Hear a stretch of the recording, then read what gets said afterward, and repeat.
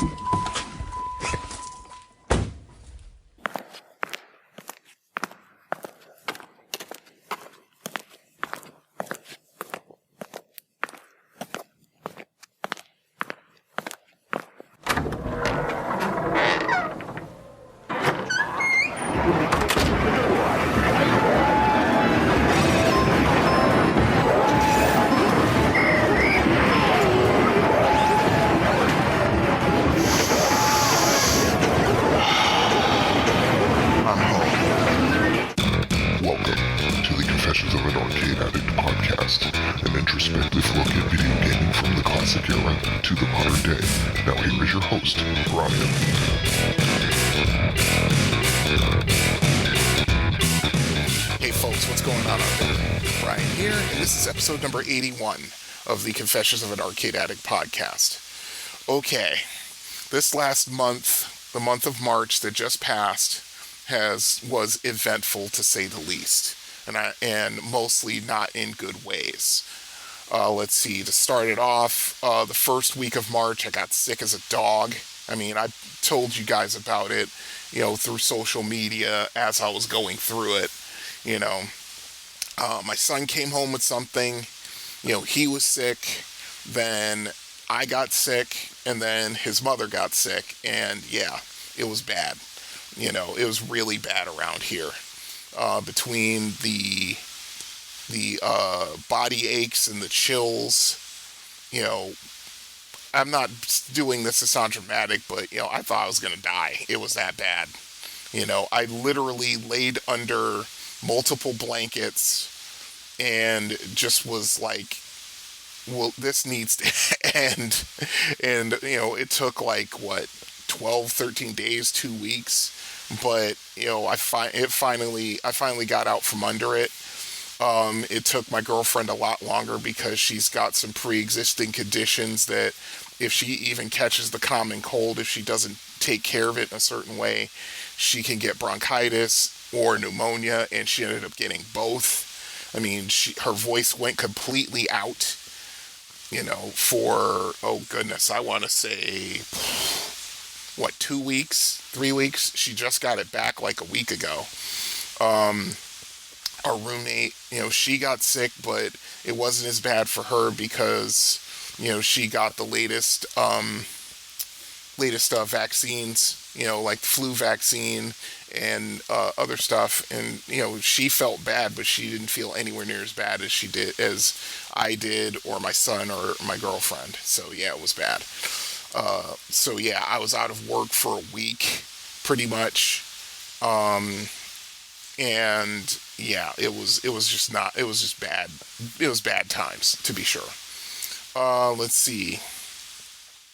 Another thing, I worked the weekend of the 22nd and 23rd, Saturday and Sunday, a full shift on the 22nd, and of course, full shift, Sunday shift on the 23rd. I got through the Saturday shift easily enough, I shouldn't say easily, because I was still kind of in recovery mode, although I was almost out of it. But yeah, it was still a little rough, and then the Sunday the 23rd wasn't bad at all. It was just a lot of people coming in. That was like right at the end of spring break for most public school districts. So, we had a lot of kids in there. It was a pretty good time. Let's see, what else? Been playing Robotron quite a bit. When I have the time at, the arcade. Just walking up to the machine and hitting start, I'm getting close to 1 million pretty consistently without practicing. Shout out to my friend Bill Correll, or Correll. I keep meaning to ask him how to pronounce his last name, and I keep forgetting. Sorry, Bill. But yeah, he came in and he put up 1.4 million. We had a little talk about it on Facebook chat, like about a week ago. I mean, he basically said that the Robotron machine at Pinball Pete's is pretty much just fallen on hard times, and he talked to the person who manages Pinball Pete's, and they said they won't be moving to the new location on Liberty Street until, what did he say? I think he said December. Because they're still trying to get permits and things like that. So they'll be moving there. It's just a matter of when. Let's see. Also shout out to my friend Kelly Longwish. I saw he put up a score of like 900,000 on Robotron, and this was after he told me that he was no good at the game. I was like, okay, Kel. He's really good at Stargate, and because he's good at Stargate, he got good at Defender. I mean, he had the top score on Defender for a while until I think our tech Travis had to do some maintenance on it, and that reset the high scoreboards for a little while, and I had the top score for maybe like a week before he came and wrecked it. I mean, my all-time high score on Defender I think is like 210,000, and I think my highest score on the machine at the arcade is like 188,000, which is really good. Because like I said, I don't practice that game either. I just walk up and I start playing it. But yeah, Kel had that top score with like, what was it, 828,000 or something like that, which is really impressive considering he was, shall I say, downgrading from playing Stargate to playing Defender. So that was kind of cool. So yeah, he's getting better. He's definitely getting better at Robotron. I mean, I told him, I said, you play probably, if it's not the hardest game Williams ever made, it's certainly in the top 3.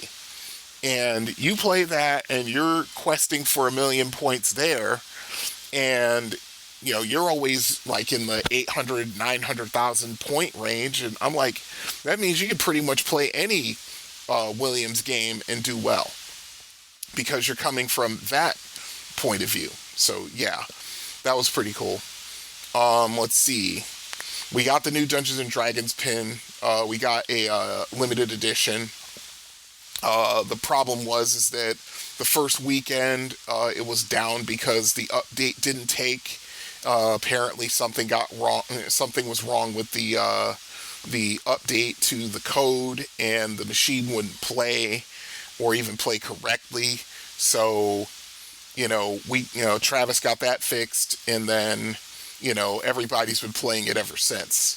I played it that first weekend before it went down, and oh my god, that machine was fast. Even for a Stern, it was fast.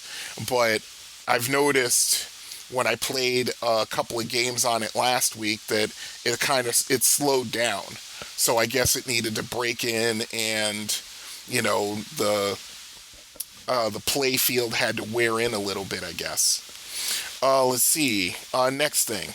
I'm going to last level, and I know I've been saying this for like 4 months already, but I am going this Sunday. That is going to happen. Something major is going to have to take place for me not to go. And I'm going to be taking my son Marcus with me. I was looking at their website yesterday, and yeah, they're a free play arcade, which is cool. There are several machines in that arcade that are still run off tokens and quarters, so I'll have to see, what it is. My son's going to be happy because they have a Switch there, so that's going to be cool. What is it? They've got a Xbox 360, PlayStation 4, PlayStation 5, Nintendo Switch. It's in their game room, so that's one way. And I've noticed that a couple of arcades are doing that now, and Retro Electric did it, a couple of years ago. where they put in the console games to give you more value for your money. So this is the new thing. When you can't afford to spend multiple thousands of dollars on arcade machines, I mean, aside from, I don't want to say it's cheating, but it's kind of cheating, but going and, putting multicades in, like 3-4 multicades, and then all of a sudden you've got like, 60, 70, 80 games, in the space of one machine. I mean, I get that, but you guys know my antipathy for multicades. So that's a good way to get additional value, and also putting consoles in, or putting consoles in. I think, if I saw it correctly, I think that Last Level has a multicade. I'll have to check it out, and I'll report back to you guys. I'll do on-the-road segments to and from Last Level, and they also have a restaurant in there, so, my son and I will be able to get something to eat, and then we'll be able to see what's what. So, yeah, that's pretty much all the things that are going on with me. Let's see.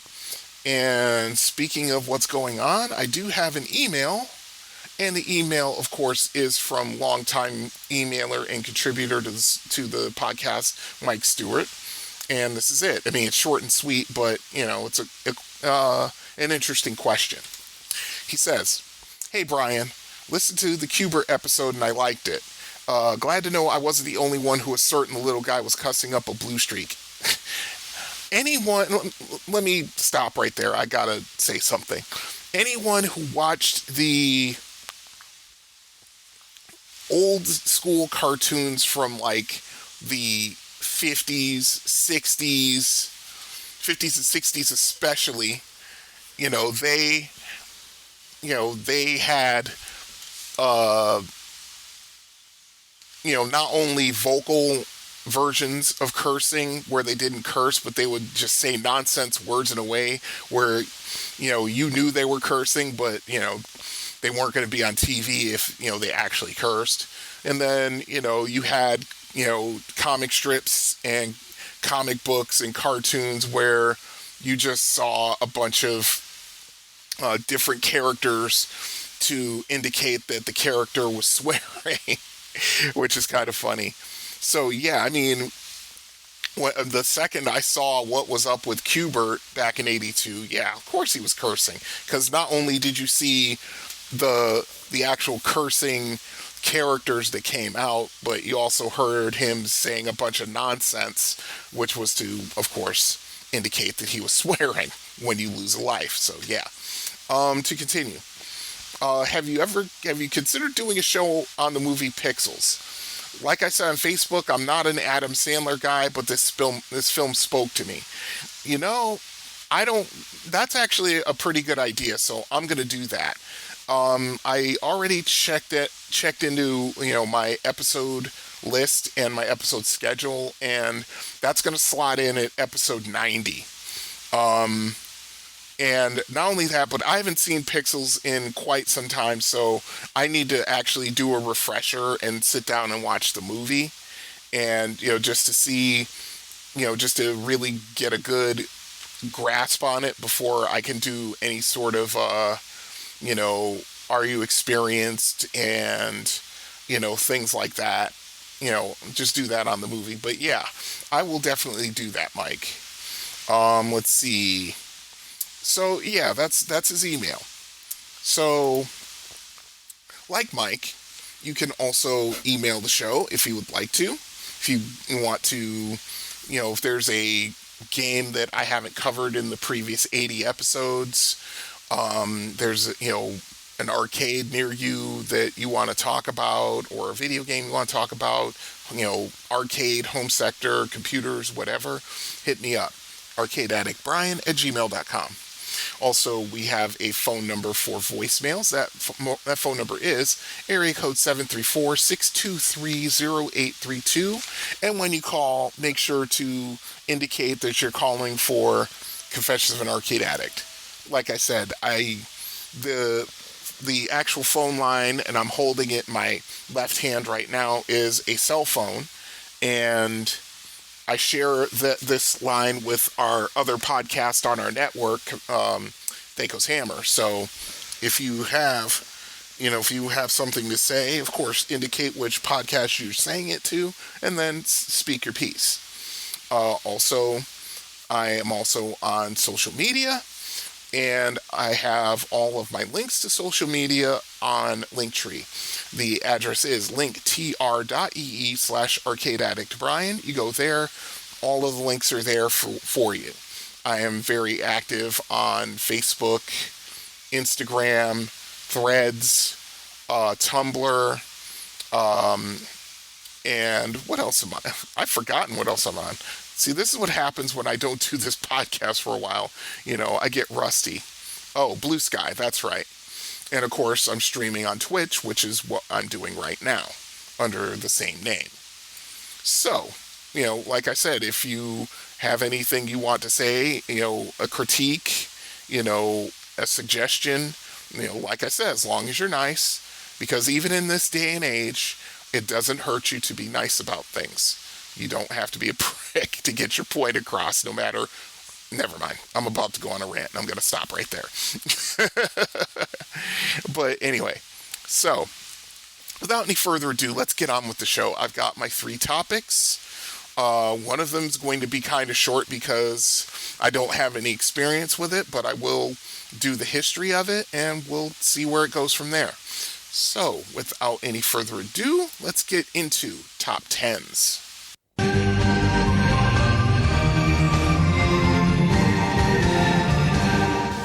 Okay, top 10s, baseball games. Okay, I was a huge baseball fan growing up. I mean, I have memories of sitting at the TV with my grandfather watching New York Mets games on WOR Channel 9 back in the early 70s. My own fandom increased when I became a Yankee fan in 1976 when I was watching the game between the New York Yankees and the Kansas City Royals, and Chris Chambliss hit that home run in center field to win the pennant. And yeah, I was a fan from that moment forward. I mean, I'd never seen something like that. I mean, years later, I got my mother to buy me a Mets starter jacket for Christmas in 1986 when they won the World Series. I just have memories on top of memories. But I'll be honest, my love of baseball did not translate to the arcades as much, mostly because there weren't that many quality baseball games until I want to say 1984 or so. There are only a few, and the ones that I did play and did see were rather frustrating. Sega Championship Baseball. I'm looking at you. I'm just as a sidebar. Or is it Home Run? Is it Home Run Baseball? Oh, I can't remember. What's the... let's see. Arcade. Oh, okay. I didn't even put it in my honorable mentions. Holy crap. I really hate that game. But yeah, Sega came out with a baseball game, I think it's either 82 or 83. And it's just one of those where the rubber banding on that game was absolutely ridiculous because... and I've seen it on YouTube, and I've seen it on stream, on Twitch and stuff like that, where people play this game, but they have to play it a certain way in order to score enough runs, to weather the inevitable comeback the computer is going to do. Because, yeah, that was the thing that really frustrated me about the game. But enough about that. So, yeah, I've got, let's see... Where was I? Okay. Only after I got a Commodore 64 in 1987 and then the Nintendo kiosk opening up in the mall in 1990 did my love for baseball games grow and blossom, because as it turned out, there were really some good games that I didn't know about. And I found out about, through having my Commodore, and also when I started playing games when the kiosk opened up. So yeah. Like I said, with these top 10s, they're in no particular order. More or less, I just put them on a list as they came to me. And, I have a little bit to say about each one of them, so let's get right through it. All right, to start it off, of course, it's going to be Baseball Stars for the NES. This was the baseball game to have for the NES for at least a couple of years after its release in 1989. I've told stories multiple times about when I used to play the games at the kiosk in the mall before I started working there in, like, oh God, what was that? That was the fall of 1991, I think.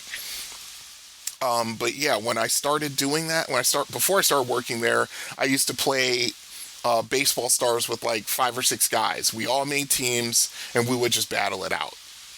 You know, it was a lot of fun. I mean, I'll talk more about it when I do our experience for Baseball Stars, which is coming. Okay, versus RBI Baseball arcade.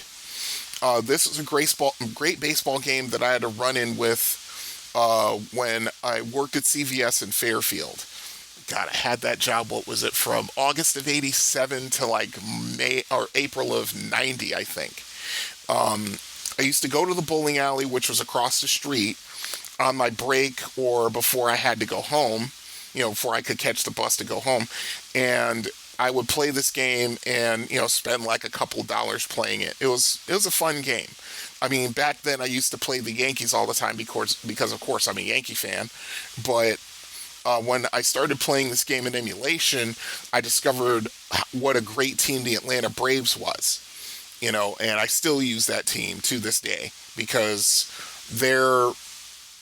they hit well. Their pitching is a little but if you know how to pitch, yeah, you can get around that. And, just no other team that I played, and I did experiment with all the other teams. None of them spoke to me or I had as much fun playing with as the Atlanta Braves, not even the Yankees, which was kind of interesting. Okay, next one. Major League Baseball for the Intellivision. This game was the gold standard for years when it came to baseball games in the home sector. The only thing I didn't like about it was that there wasn't a one-player option, which is something Mattel decided to go with for a lot of their sports games. They didn't have a one-player option. It was 2 players or it was nothing. I've told the stories several, a lot of episodes back about the battles myself and my adoptive big brother Bernard had on this game when he worked at G Fox in the mall.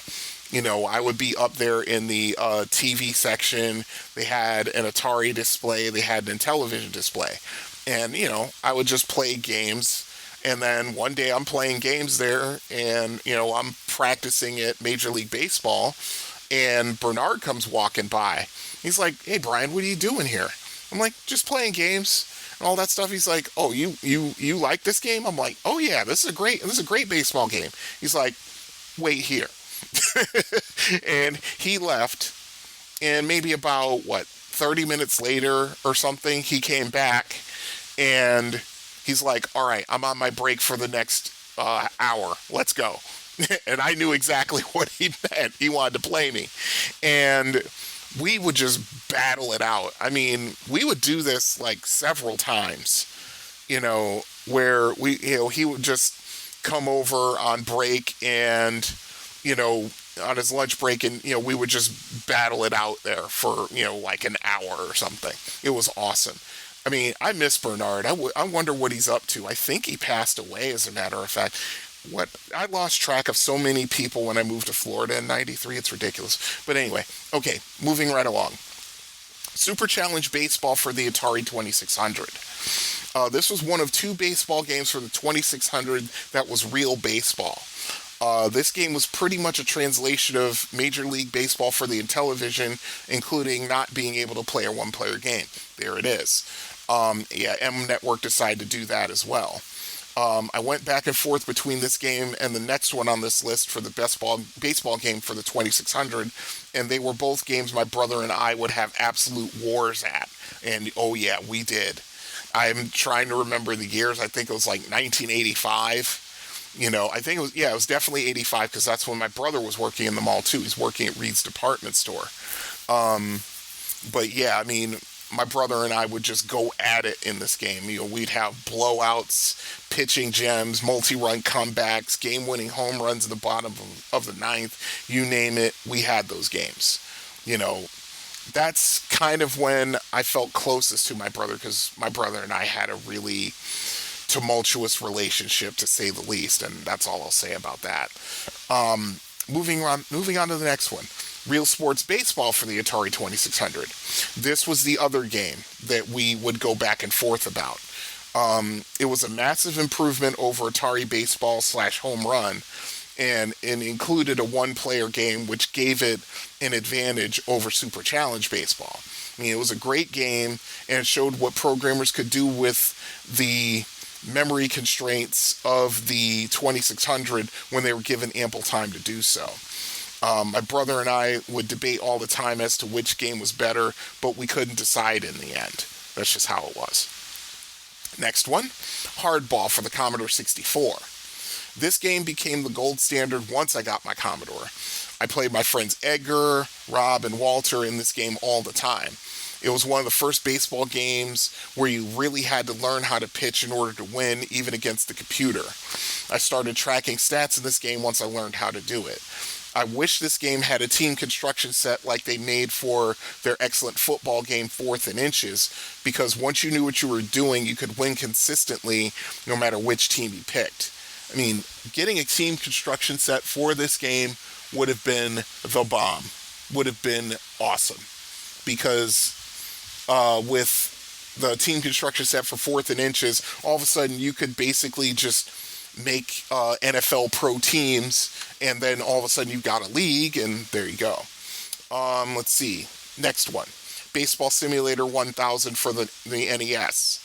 This was a more serious baseball game than Baseball Stars was, though the player stats were more simplified.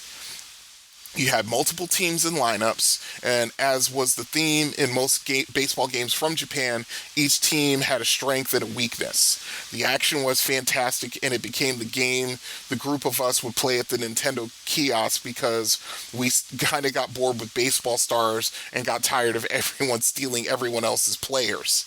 Yeah, that was an issue. That issue almost caused a couple of fights, for real. Let's see, next one. Bad News Baseball for the NES.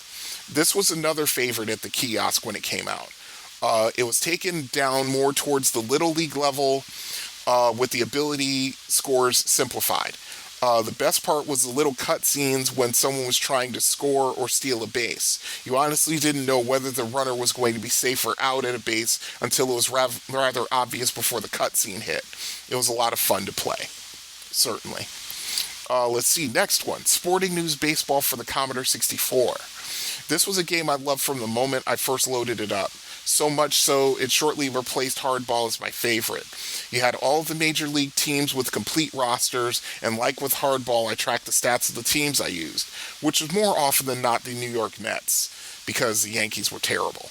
The Mets were still a powerhouse, despite being 2 years removed from their World Series championship.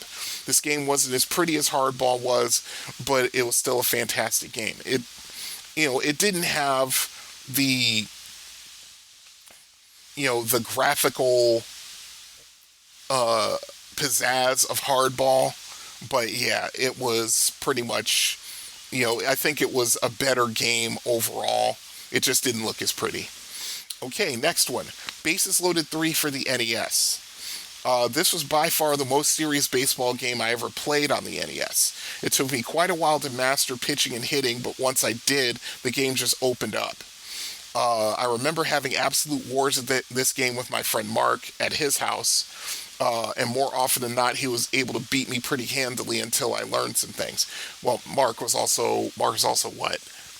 4? Yeah, he's 4 years older. He's either 3 or 4 years older than me. So he was always had a leg up on video games until, I'd say probably now. Yeah, because, Mark is in his late 50s, about to turn 60, actually, and I'm just getting into my mid-50s, but, like I've said before, I find that I'm better at video games than I've been than I was when I was like 12 or 13. I don't understand it, but I'm not going to look a gift horse in the mouth. That's just how it is. Let's see. Honorable mentions. Nintendo Baseball for the arcade and NES. Micro League Baseball for the Commodore 64. Super Baseball Simulator 1000 for the Super Nintendo. Baseball Stars 2 for the NES. Super Baseball 2020 for the Super Nintendo. Tornado Baseball for the arcade. That was the first baseball game I ever saw, but even before Atari Baseball, which is also on this list. And finally, Street Sports Baseball for the Commodore 64. So there you go. Those are my top 10s with honorable mentions. Is there a baseball game that... Now, understand, I stopped playing baseball games for consoles before, before the PlayStation. I mean, I stopped with the NES, really. I think the last one I played was like Ken Griffey. But yeah, after that, it was like, I think I lost interest in baseball games at that point. I missed the whole 2K phenomenon. I mean, I watch a couple of people stream like 2K, for the show 2K. Is it 2K25 now? Shout out to Graceful Swan. I watch his stream all the time because he's always playing that game. And, I kind of stopped there. So yeah, as you can see, it's mostly arcade, computer, and home console up until 1993 or 1994. So there it is. But yeah, if you've got a baseball game that you love, hey, talk to me about it. ArcadeAddictsBrian@gmail.com. All right. For going from there, we will go to Are You Experienced? I'm too old for this. Hiding in front seats like a teenager. Opie, I think I'm getting too old for this stuff. I'm getting too old for this. Listen, you was born too old for this. I'm getting too old for this. I'm getting too old for this. Lying wet-arsed in the heather chasing other men's cattle. I'm getting too old for this sort of thing. Maybe we're getting too old for this. What do you think, huh? I'm not too old for this shit. I'm not too old for this shit. You will not. We're not too old for this shit. We're not too old for this shit. We're not too old for this. Say it like you believe. We're not too old for this shit. Yeah. We're not too old for this shit. I'm not going to buy a hemorrhoid cushion. We're not too old for this shit. Okay, Are You Experienced? Jungle Hunt / Jungle King. Okay. I have some thoughts about this game, of course, but I'm going to read an entry from Wikipedia on it. It's fairly short, so we'll get right to it as soon as that's finished. So here it goes. Let's see. Jungle Hunt is a side-scrolling platform action game developed by Taito for arcades. It was originally distributed in 1982 as Jungle King, then quickly modified and re-released as Jungle Hunt following a copyright dispute over the player character's likeness to Tarzan. Taito also distributed a less successful rebranding of the game as Pirate Pete in 1982. Jungle King, along with Moon Patrol, released a month earlier, is one of the first video games which has parallax scrolling, which I believe means that the background of the game moves at different rates, if I'm not mistaken. It's to give the illusion that the character or the vehicle or the spaceship is moving, the foreground, the first background is moving quickly, but the second background is moving more slowly. I think that's what it means. I could look it up, but I'm going to go with that guess. Let's see. The player controls an unnamed character moving through right to left scrolling scenes to rescue a woman from cannibals by swinging from vine to vine, swimming through a crocodile-infested river, avoiding rolling boulders, and jumping over her captors. Home versions of Jungle Hunt were published by Atari Incorporated for the 2600, 5200, 8-bit computers, starring a British explorer named Sir Dudley. Ports under the Atari Soft label were released for Apple II, ColecoVision, Commodore 64, VIC-20, and IBM PC compatibles. Okay, going to the gameplay. The game is split into 4 sections which scroll from right to left. In the first, the explorer is swinging from vine to vine by pressing a button when the 2 vines are close enough together. Missing a vine causes the explorer to fall to the jungle floor and losing a life. After the last find, the explorer dives into the crocodile-infested river. The explorer can attack the crocodiles from below with his knife unless their mouths are open. The explorer must periodically return to the surface to breathe where he cannot attack the crocodiles. Bubbles occasionally rise from the bottom of the river that can trap the explorer and carry him to the surface, potentially hitting crocodiles on the way. After jumping out of the river, the explorer runs up a hill while dodging various sized boulders. The boulders bounce at varying speeds and heights, requiring the explorer to either jump or duck at the appropriate moment. In the final scene, the explorer must evade cannibals while attempting to get to a woman being lowered into a cauldron. After the player rescues the woman, the words "congratulations" appears, which is followed then by a message saying "I love you," ending with the woman kissing the explorer. Further gameplay repeats the scenes with increased difficulty. On rounds other than the first, a cannibal appears in the tree of the cauldron scene and throws spears at the player. Yeah. Yeah, this game gets tough really fast, it's true. Let's see, the release. The release of Jungle King with its Tarzan-like hero prompted legal action from the estate of Edgar Rice Burroughs. This resulted in the name being changed to Jungle Hunt with several cosmetic modifications. 1. The main character is an explorer wearing a pith helmet and safari outfit. 2. The swinging vines have slightly different visuals to pass them off as ropes. 3. The Tarzan yell at the start of the game is replaced by the music from the end of the river scene. I have something to say about that, but that's in my experience notes. We'll get to that. Let's see. Let's go to the reception. We already talked about the ports. Okay. In the United States, Jungle King was the top-grossing upright arcade cabinet on the monthly replay charts by October 1982. Jungle Hunt had also topped the replay charts by January 1983. By July 1983, it had sold an estimated 18,000 arcade cabinets in the United States, and it was one of the 6 top-grossing games during that period. Jungle King went on to be one of the 13 highest-grossing arcade games of 1983. I believe that. A lot of people were playing it. Bill Kunkel reviewed Jungle King for Electronic Games magazine in early 1983, writing that it could become Taito's biggest hit since Space Invaders, quote-unquote, as it follows, quote, the classic formula for successful video games, easy to learn, difficult to master, end quote. He said that it was, quote, an undeniable kick for the first few plays, but it doesn't seem to hold up for extended periods of time, end quote, and called the graphics of the vine-swinging segment downright hideous, but noted gamers seem to be enjoying it. Yeah, Bill. They were. Raymond Dimitrowski, a video games player, rated the Atari VCS version a B+, calling it quite good considering the limitations of the VCS. William Michael Brown reviewed the Atari 5200 port in the September 83 issue of Electronic Fun with Computers and Games, rating it a 3 out of 4. He called it a significant improvement over the quote-unquote disappointing Atari VCS version, saying it looks and plays better and brings, quote, much of the coin-op challenge, end quote. Jungle Hunt received a certificate of merit in the category of Best Adventure Video Game at the 5th Annual Archie Awards in January of 1984. Okay. Moving on to the legacy. In November of 82, Taito released another version of the game in the arcades as Pirate Pete with the same gameplay. The character is now a pirate. The vines are replaced by ropes swinging from the masts of a very long ship. Sharks swim in the water instead of crocodiles, and sword-wielding pirates take the place of cannibals. In 1983, Milton Bradley published a board game version of Jungle Hunt where ropes are a key element. Jungle Hunt is included in the Taito Legends collection for Windows, PlayStation 2, and Xbox. And that's all the information they have. It's short and sweet. So let's get on to my experiences with it. I had a lot of fun with this game.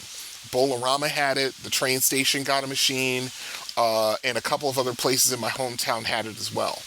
Even as a 13-year-old, when I first started seeing and playing Jungle Hunt machines, Jungle King machines, I knew that the Burroughs estate must have threatened to sue, and I can see why. I think Taito might have gotten away with it had they not gone the extra step by putting a Tarzan Animal Call soundbite in the game at the beginning. Yeah.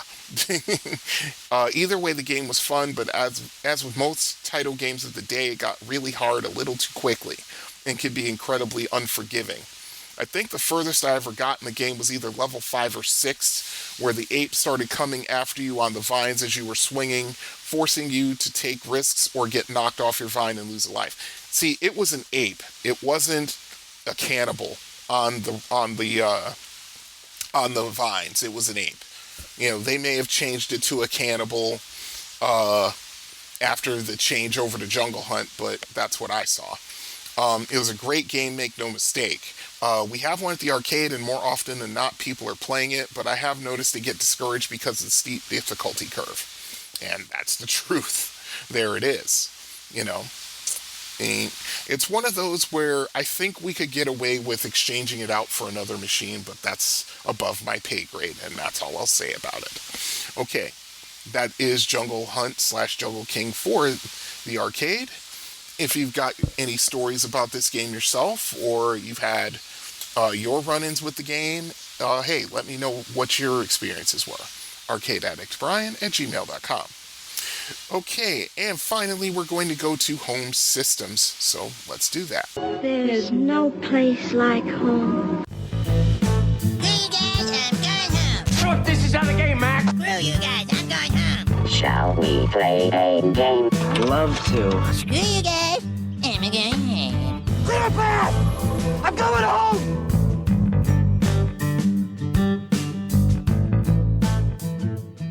Home systems, the PlayStation 4. Okay, as I said when I did a segment on the PlayStation 3, I don't have any experience with this system, so I'm just going to go with the information, you know, the history of it. I'm not going to go too deep into the technical aspects of it, but yeah, it deserves to, you know, it deserves its moment in the sun on this podcast. You know, I'll do a little bit of the opening thing. I'll do the history, which is pretty extensive, but I'm not going to do the hardware or the controllers or any of the other stuff. So I'll probably stop with the history because, yeah, if you want to know all the bells and whistles of this system, yeah, go to Wikipedia. They have all the technical specs in it. So yeah, okay. The PlayStation 4 is a home video game console developed by Sony Interactive Entertainment. Announced as the successor to the PlayStation 3 in February 2013, it was launched on November 15, 2013 in North America, November 29, 2013 in Europe, South America, and Australia, and on February 22nd, 2014 in Japan. Okay, usually that's the other way around. Sorry, I just got boggled for a second. Usually, the PlayStation, when it comes to the PlayStation, it usually first gets released in Japan, then North America, then the other continents. That's really interesting. I don't understand it, but okay. To continue.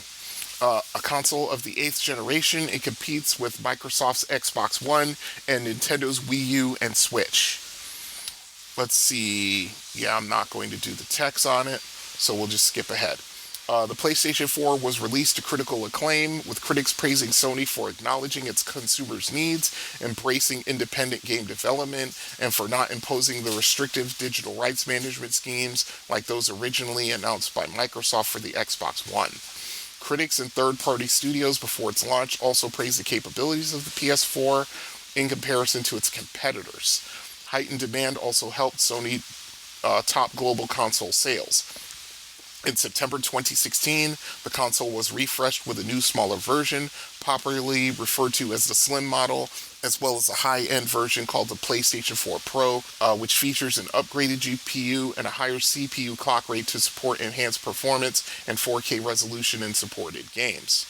By October 2019, the PS4 had become the second best-selling PlayStation console of all time behind the PlayStation 2.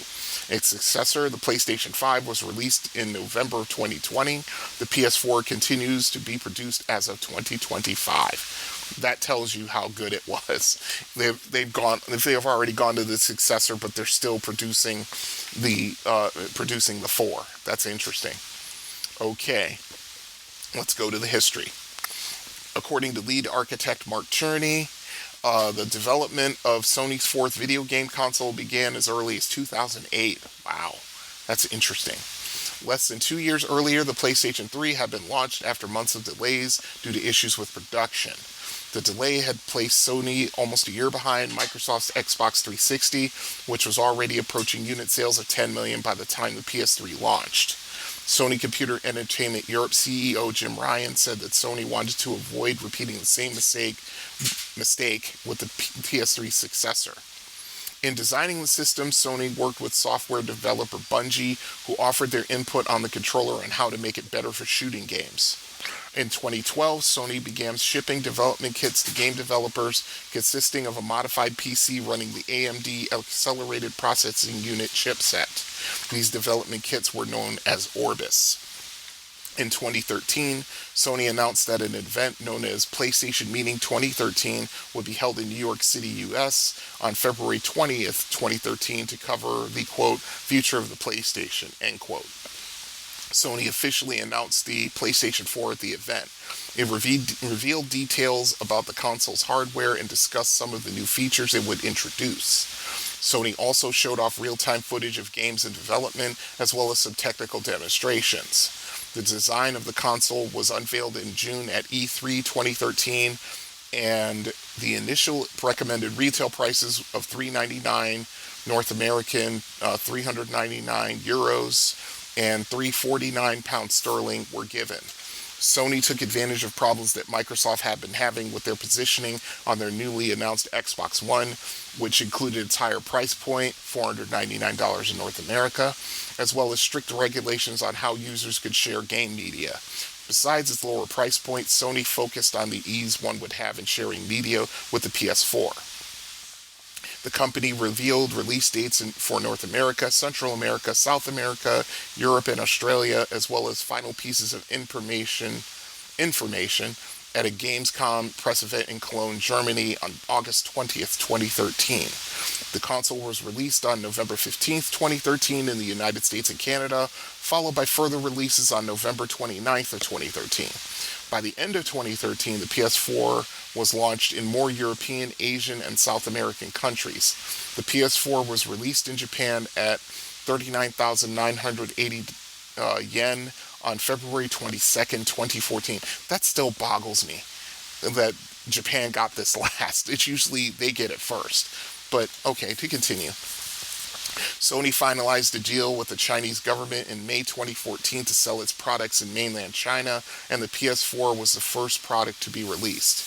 Kazuo Hirai, chief executive officer of Sony, said in May, quote, "The Chinese market, just given the size of it, is obviously potentially a very large market for video game products. I think that we will be able to replicate the kind of success we've had with PS4 and other parts of the world in China." End quote. Interesting. In September 2015, Sony reduced the price of the PS4 in Japan to 34,980 yen, with similar price drops in other Southeast Asian markets. The first sub £300 PS4 bundle was the $299.99 Uncharted Nathan Drake Collection 500GB, which was released in the UK on October 19th, 2015. A 1TB $329.99 version was offered at the same time. In October 9th, 2015, the first official price cut of the PS4 in North America was announced, a reduction of $50 to $349.99, and by $20 to $429.99 in Canada. An official price cut in Europe followed in late October 2015, reduced to €349.99 or £299.99. In June 10th, 2016, Sony confirmed that a hardware revision of the PS4, rumored to be codenamed Neo, was under development. The new revision was revealed to be a higher-end model meant to support gameplay in 4K. This new model was sold alongside the existing model, and all existing software was compatible between the two models. Layden stated that Sony has no plans to, quote, bifurcate the market, end quote, only that gamers playing on the Neo will, quote, have the same experience, but one that will be delivered at a higher resolution with an enhanced graphical experience, but everything else is going to be exactly as you expected, end quote. The high-end console was publicly revealed on September 7, 2016 as the PlayStation 4 Pro. At the time, Sony unveiled an updated version of the original PS4 model with a smaller form factor, called the Slim, of course.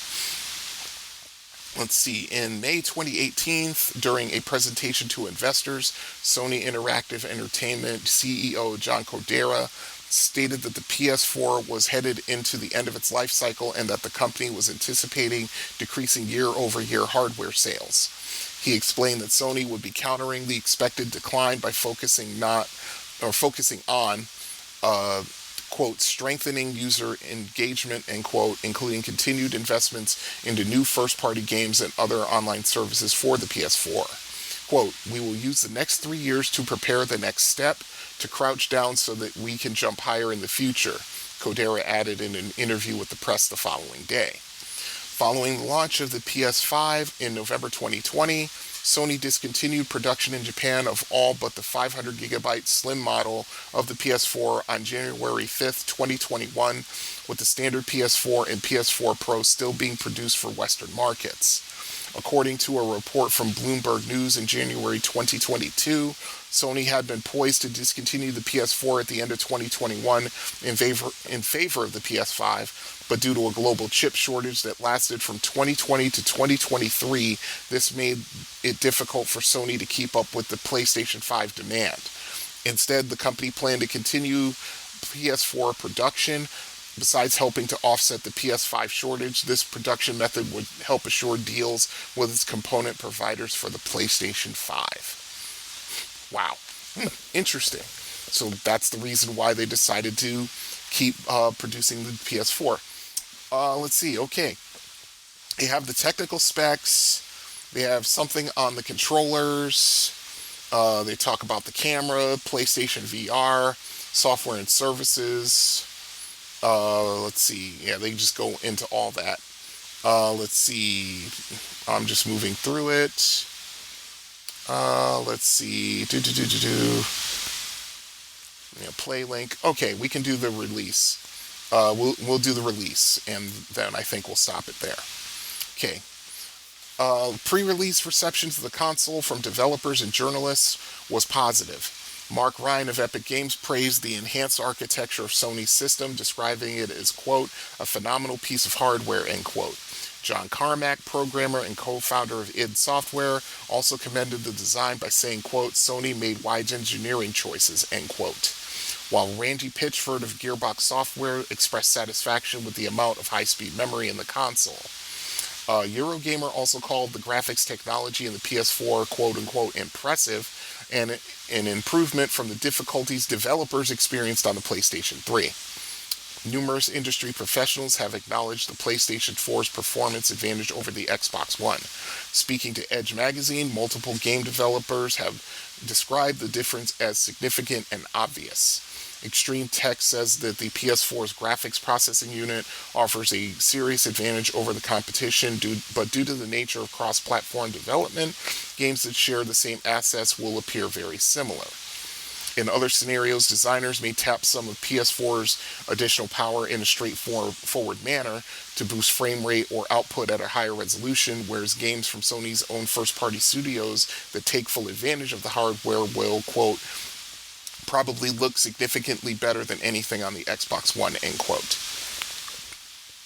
In response to concerns surrounding the possibility of DRM measures to hinder the resale of used games, and in particular the initial DRM policies of the Xbox One, which did contain such restrictions, Jack Tretton explicitly stated during Sony's E3 press conference that there would be no restrictions on the resale and trading of PS4 games on physical media, while software product development head Scott Rode specified that Sony was planning to disallow online passes as well, going on to say that the policies were designed to be, quote, consumer-friendly, extremely retailer-friendly, and extremely publisher-friendly, end quote.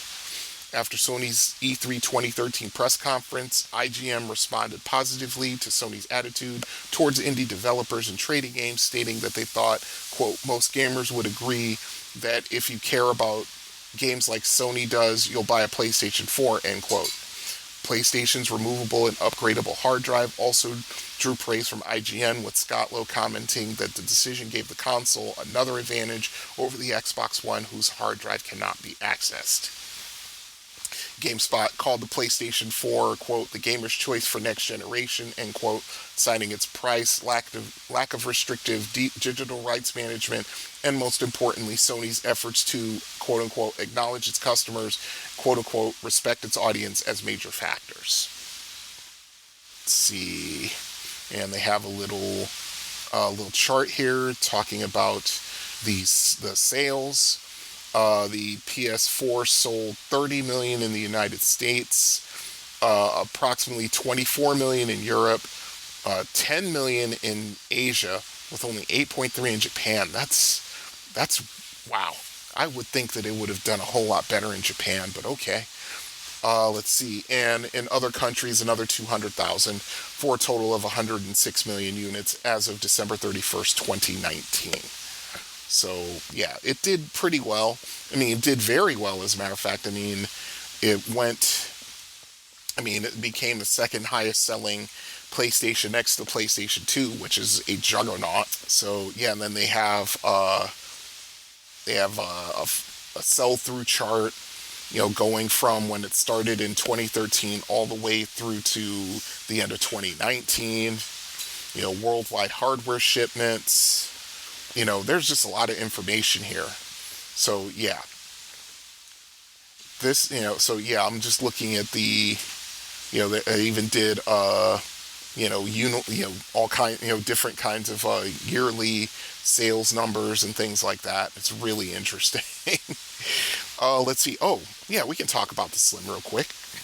On September 7th, 2016, Sony announced a hardware revision for the PlayStation 4 model number CUH2000, known colloquially as the PlayStation 4 Slim, which phased out the original model. It is a revision of the original PS4 hardware with a smaller form factor. It has a rounded body with a matte finish on top of the console rather than a two-tone finish, and is 40% smaller in size than the original model. The two USB ports on the front have been updated to the newer US 3.1 standard and have a larger gap between them, and the optical audio port was removed.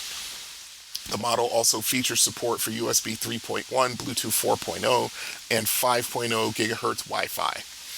It was released on September 15, 2016 with a 500 gigabyte model at the same price as the original version of the PS4. On April 18, 2017, Sony announced that it had replaced the base model with a 1 terabyte version at the same MSRP. Okay, I think I'll stop it there. But yeah, like I said, if you want to look at, more information about the PS4, yeah, Wikipedia has a lot of it. I'm really, really interested. But like I said, I've never played a single game on the PS4.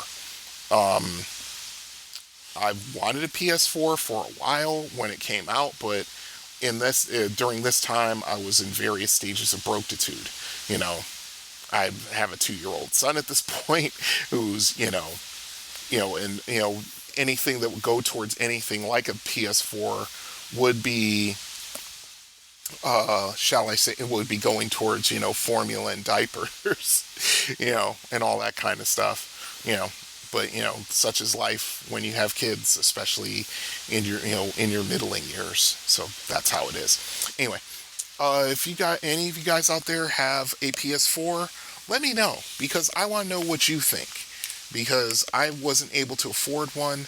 Maybe in future I can probably find a good used unit, and maybe I can experience some of this stuff for myself. But yeah, it's just one of those things where at the time I just couldn't afford one. And then when the PS5 comes out in 2020, pretty much right in the middle of a pandemic, yeah.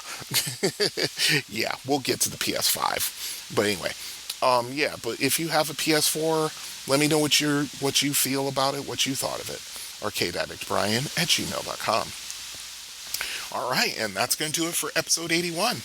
Let's see. Let's look ahead to episode 82.